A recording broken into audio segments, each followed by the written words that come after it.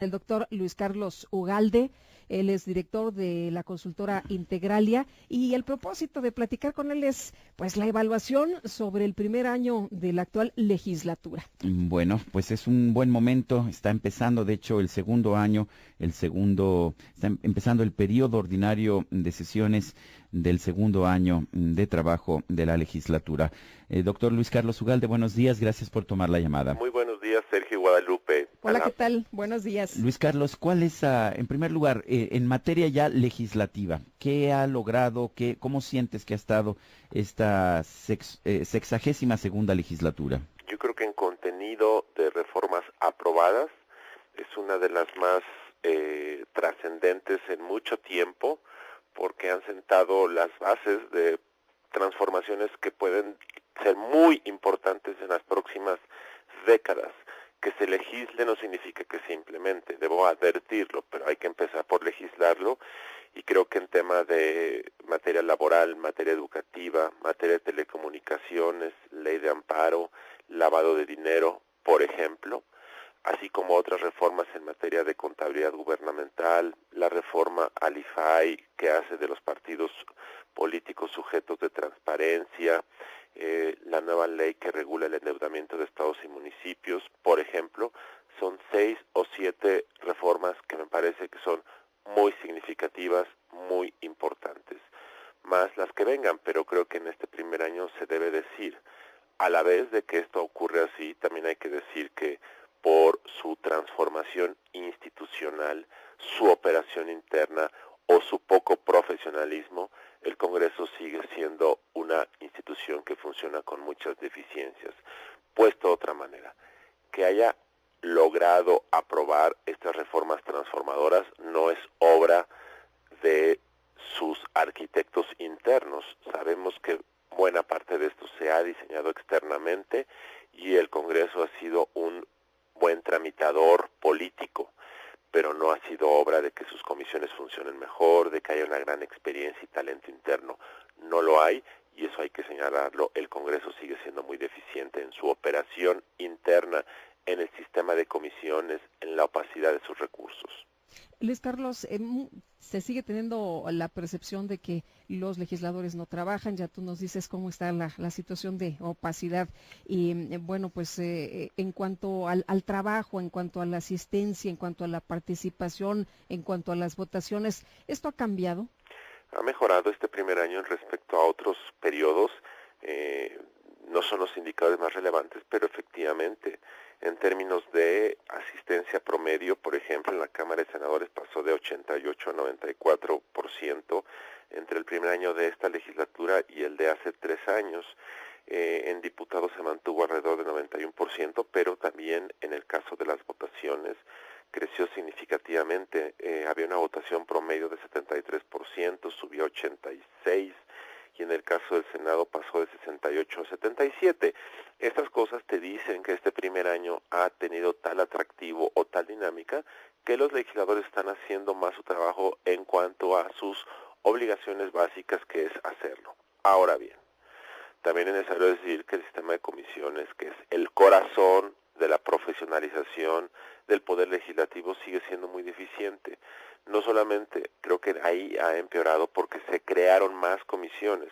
Como Reporte Legislativo lo ha dicho anteriormente, tenemos en México la Cámara Alta con más comisiones del mundo, 62, y la Cámara de Diputados es la 4ª Cámara Baja con más comisiones del mundo.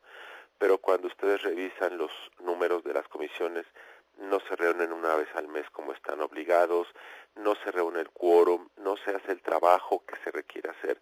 Reitero, la buena noticia de que las leyes que acabo de mencionar, que son muy buenas, hayan salido, se debe en buena medida a el entorno de liderazgo político del Pacto por México. 2, a que al interior del Congreso hay algunos liderazgos muy profesionales, muy experimentados, pero no se debe a un profesionalismo creciente de la legislatura en su conjunto. Lo que estás planteando, Luis Carlos, me da un poco la impresión de que no necesariamente el Congreso es mejor, pero estamos viendo a un presidente que está pudiendo impulsar sus iniciativas con mayor facilidad en el Congreso. ¿Eso es lo que está pasando? Eso es lo que está pasando, efectivamente. de tal forma que una vez que pase este momentum, que yo creo que concluirá a fin de año, como es natural, y creo que no importa porque ya habrá producido el pacto muy buenos resultados, a partir del segundo año veremos que el Congreso vuelve a su desempeño tradicional, en donde pues es muy deficiente, muy limitado, hace su trabajo con mucha dificultad, y eso ha sido tradicionalmente. Mientras no haya un cambio institucional, estos buenos resultados serán parte de la coyuntura, pero no parte de la profesionalización interna del Congreso, efectivamente. En el caso de las comisiones, ¿por qué tenemos tantas comisiones? Nos podemos imaginar que porque les pagan muy bien a los que trabajan en las comisiones, Luis Carlos, pero en realidad, ¿tú qué has visto? ¿Por qué hay tantas? Es una administración de egos, Guadalupe, en parte porque darte una comisión significa que te dan un poco más de presupuesto, te dan un chofer, un secretario técnico, pero sobre todo porque como legislador pues tienes el título nobiliario de que eres presidente de una comisión que probablemente no haga nada de fondo, probablemente los temas de tu nueva comisión ya estén siendo abordados por otras, como ocurre, y porque es una forma de clientelismo político legislativo. Son recursos, son títulos para que tú puedas hacer política. Recordemos que el principal obstáculo del Congreso mexicano para profesionalizarse radica en la imposibilidad de hacer carreras parlamentarias. Si tú solo vas a estar 3 años, hagas lo que hagas, como lo hagas bien o lo hagas mal, porque no se permite la reelección legislativa, entonces el incentivo, que no es culpa de los legisladores, es culpa de las reglas, te llevan a hacer aquello que te va a dar visibilidad.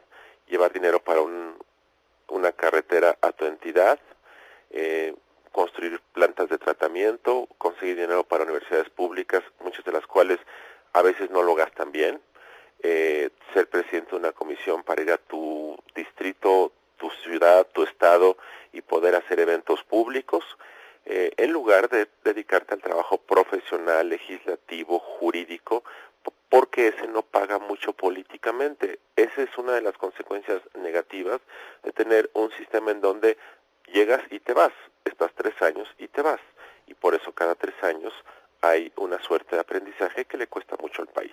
¿Tú estarías de acuerdo en la reelección de los legisladores? Sin duda, creo que es una de las transformaciones más relevantes del sistema político mexicano. Si yo hubiera que escoger solo una, escogería esa.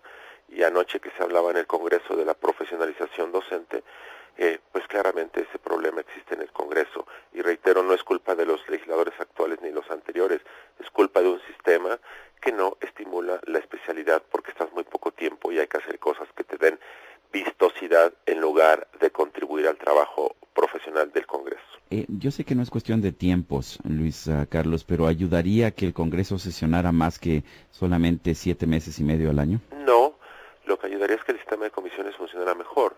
De hecho, el trabajo central no se lleva a cabo en el Pleno, se lleva a cabo en las comisiones.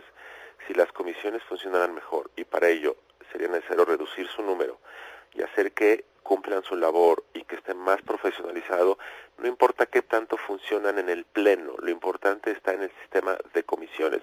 De hecho, Sergio, yo creo que la regla del quórum que tenemos hoy en México es bastante disfuncional porque obliga a que los diputados estén en sesiones irrelevantes donde hay solamente posicionamientos políticos y se obliga a que estén ahí oyendo orador tras orador que en ocasiones se paran a decir cosas que no tienen sentido, en lugar de que estén en sus comisiones. A mí me parece que el quórum del Pleno Legislativo solo debiese operar para votaciones, obviamente, para comparecencias de funcionarios, para eventos oficiales, pero no para la labor cotidiana, porque buena parte de lo que vemos en el Pleno, en la televisión, en periodos ordinarios, son trámites políticos, pronunciamientos, y lo que importa es más lo que ocurre en el sistema de comisiones. Hay algunos congresos del país que sesionan de manera permanente, no hay recesos, y eso no los hace necesariamente más productivos, Sergio. Luis Carlos Ugalde, yo quiero agradecerte el que hayas conversado con nosotros esta mañana. Este reporte legislativo que se produce cada periodo de sesiones está disponible de manera gratuita en www.reportelegislativo.com.mx. Gracias, Luis Carlos. Buenos días. Buenos días. Luis Carlos Ugalde es el director de la empresa consultora Integralia y bueno, es la que ha realizado este informe.